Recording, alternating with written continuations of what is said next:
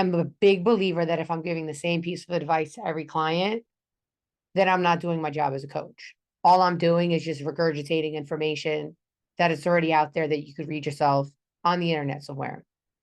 My role and responsibility to you as my client or to any of the clients that I work with is that I want to really hear what you have to say and where you've come from. What is your story that you're telling yourself every day that has led you to be on this point in your life? Because we all have our own story.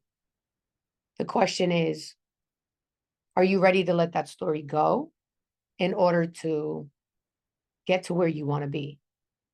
Because a lot of times that story tends to stop us. So my role is to be your self-reflection. I always tell my clients, use me as your mirror of your own self-reflection to truly understand and reconnect with who you are and who you want to be. And the way I approach my coaching, and I've had various clients, I've had everybody from people who are dealing with PTSD or grief or mental health issues to people with physical issues to people with infertility issues, is I can't prescribe, quote unquote, the same protocol to somebody who's trying to get pregnant versus somebody who's, maybe had mental health issues since they're really young. And I can't give the same protocol to somebody who's going through PTSD versus somebody, who's having, postpartum, right?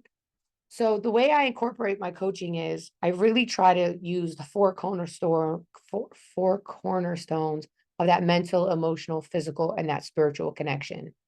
And with every client, I start differently.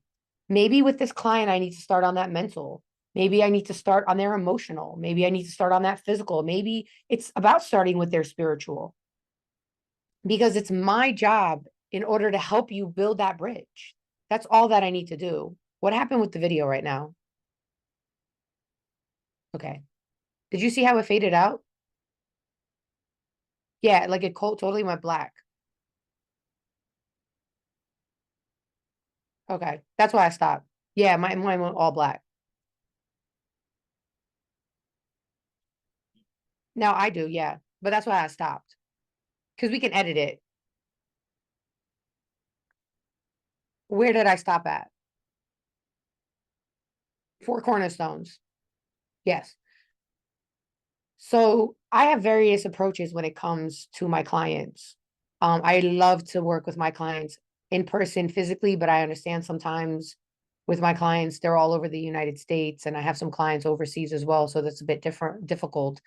But I do everything from infrared to acupressure to customized essential oils to prescribing different types of supplements that they may be needing, whether it's, making them some homemade sea moss or importing some bee pollen for them, to just different types of therapies. I know a lot of the clients I've worked with have told me, and I quote, I've gotten more out of 1 hour of conversation with you than I have in years in therapy.